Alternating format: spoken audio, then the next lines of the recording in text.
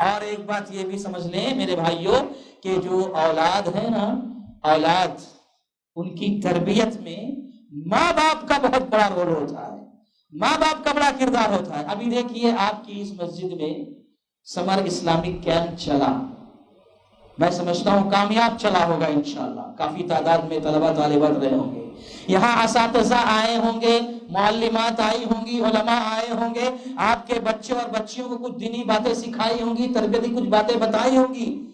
Programme ختم؟ کیا سب ختم؟ نہیں، یہ تو بس صرف ایک راہ دکھائی جا رہی ہے۔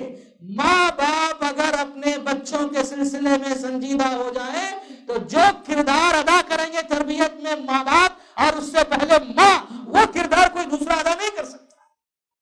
تو ماں باپ کی بہت بڑی ذمہ داری ہے۔ کیوں جانتے ہیں آپ کہ جو بچے ہیں نا، بچے ہمارے چھوٹے چھوٹے ننھے بچے، یہ بچے شعوری طور پر ہو یا غیر شعوری طور پر اپنے ماں باپ کی ایک ایک حرکت کو نقل کرتے ہیں، اپنے اندر لیتے رہتے ہیں، جان بوجھ کر ہو یا انجانے میں ہو، ماں باپ کی ایک حرکت کو نوٹ کرتے ہیں اور اپنے اندر جذب کرنے کی کوشش کرتے ہیں۔ کیوں؟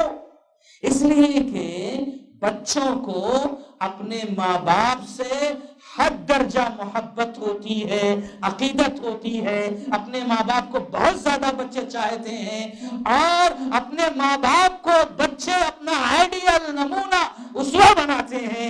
ماں باپ جو کریں گے بچے وہی کریں گے۔ اس لیے میرے بھائیوں، اگر بچوں کو دیندار بنانا ہے تو ماں باپ کو دیندار بننا پڑے گا، اگر بچوں کو نمازی بنانا ہے ماں باپ کو نمازی بننا پڑے گا۔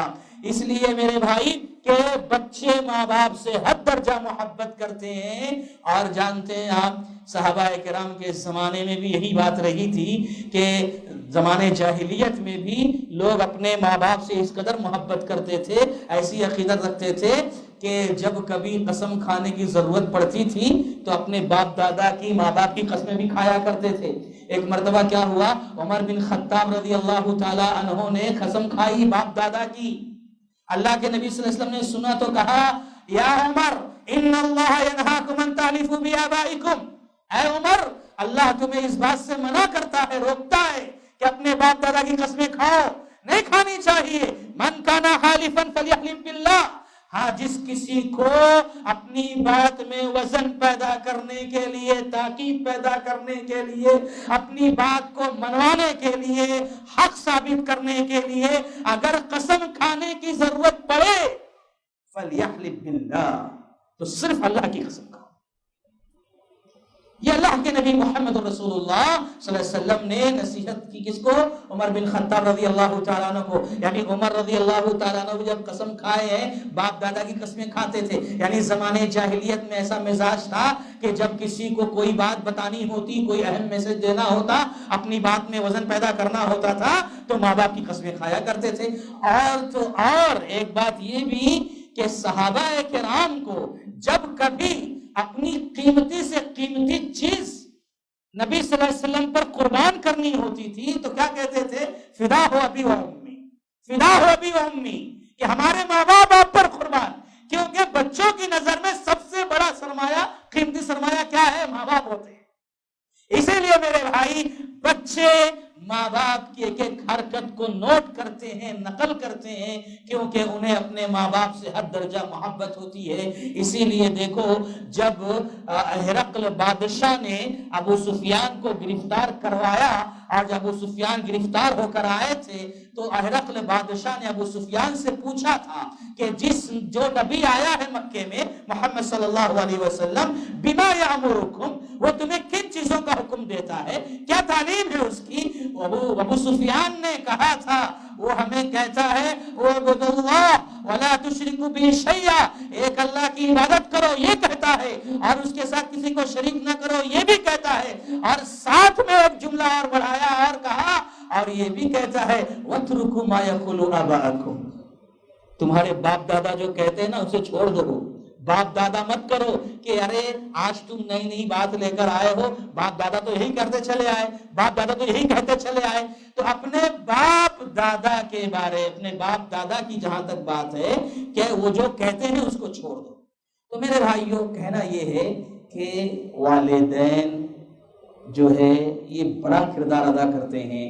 اور ایک بات یہ سمجھ لیجئے کہ تربیت کے باب میں اکثر یہ بات کہتا ہوں کہ بچہ ہمارا چھوٹا ہے، 3 سال کا ہے، 4 سال کا ہے، اور غلطی کرتا ہے تو ہم نظر انداز کر دیتے ہیں، چھوڑ دیتے ہیں، یہ ابھی چھوٹا بچہ ہے، بڑا ہوگا سمجھ جائے گا، بڑا ہوگا سمجھ جائے گا۔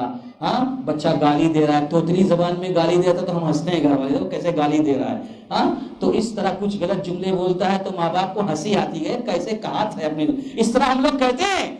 نہیں میرے بھائی، بچہ جب کوئی غلطی کرے آپ یہ مت سوچو کہ بڑا ہوگا سمجھ جائے گا، جب غلطی کرے تب ٹوکو اسے، فوراً اس کی اصلاح ہونی چاہیے، بات کے لیے مت چھوڑو، جب غلطی کرے گا آپ تب ٹوکو گے، اس کی اصلاح ہو جائے گی۔ جیسے ایک دو مثال دیکھیں، میں ختم کر دیتا ہوں کہ اللہ کے نبی محمد رسول اللہ صلی اللہ علیہ وسلم کے زمانے میں اللہ کے نبی صلی اللہ علیہ وسلم بچوں کو بٹھا کر اپنے ساتھ کھانا بھی کھایا کرتے تھے، ایک تشتری میں، ایک پلیٹ میں۔ عمر بن ابی سلمہ رضی اللہ تعالیٰ عنہ 6-7 سال کی عمر کے بچے ہیں، وہ کہتے ہیں ایک مرتبہ میں اللہ کے نبی صلی اللہ علیہ وسلم کے ساتھ کھانا کھا رہا تھا ایک پلیٹ میں، تو کھانے کے دوران میرا ہاتھ کبھی اس کنارے کبھی اس کنارے کبھی درمیان میں، میرا ہاتھ چاروں طرف گھوم رہا تھا۔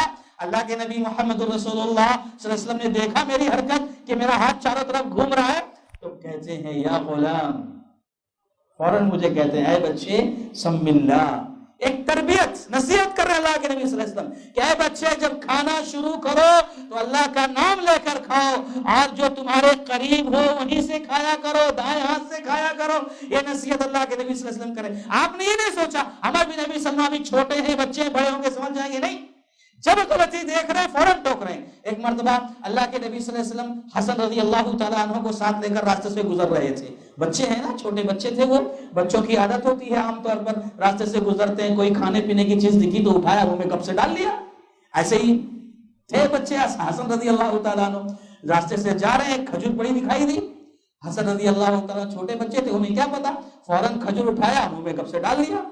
اللہ کے نبی صلی اللہ علیہ وسلم نے دیکھا تو یہ نہیں کہا ارے حسن تو چھوٹے بچے ہیں، ابھی جو بڑے ہوں گے سمجھا دیں گے، نہیں، فوراً کہا کخن کخن، تھوک دو حسن، تھوک دو۔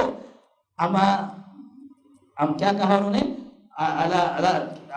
کہا جملہ کہا کہ اما تعلم ان لا ناکل الصدقہ، کہ کیا تم اس بات کو نہیں جانتے کہ ہم لوگ صدقہ نہیں کھایا کرتے ہیں، یعنی صدقہ ہمارے لیے جائز نہیں ہے، ہو سکتا ہے صدقے کی کھجور ہو۔ یہاں اللہ کے نبی صلی اللہ علیہ وسلم دیکھیں کیسی تربیت کر رہے ہیں۔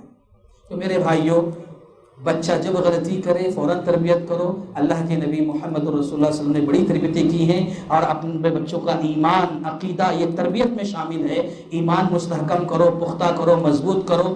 اور اللہ کے نبی صلی اللہ علیہ وسلم کی تربیت کا اثر کیا تھا جانتے ہیں؟ ام سلیم رضی اللہ تعالی عنہا کے بیٹے انس رضی اللہ تعالی عنہ اللہ کے نبی صلی اللہ علیہ وسلم کی خدمت میں 10 سال رہے، دن بھر نبی صلی اللہ علیہ وسلم کے پاس رہتے تھے، خدمت کرتے تھے، پھر گھر آیا کرتے تھے۔ ایک دن گھر آئے تو ام سلیم رضی اللہ تعالیٰ عنہ کہتی ہیں بیٹے انس آج تھوڑا آنے میں تاخیر ہو گئی، کیا بات ہے دیر سے پہنچے ہو؟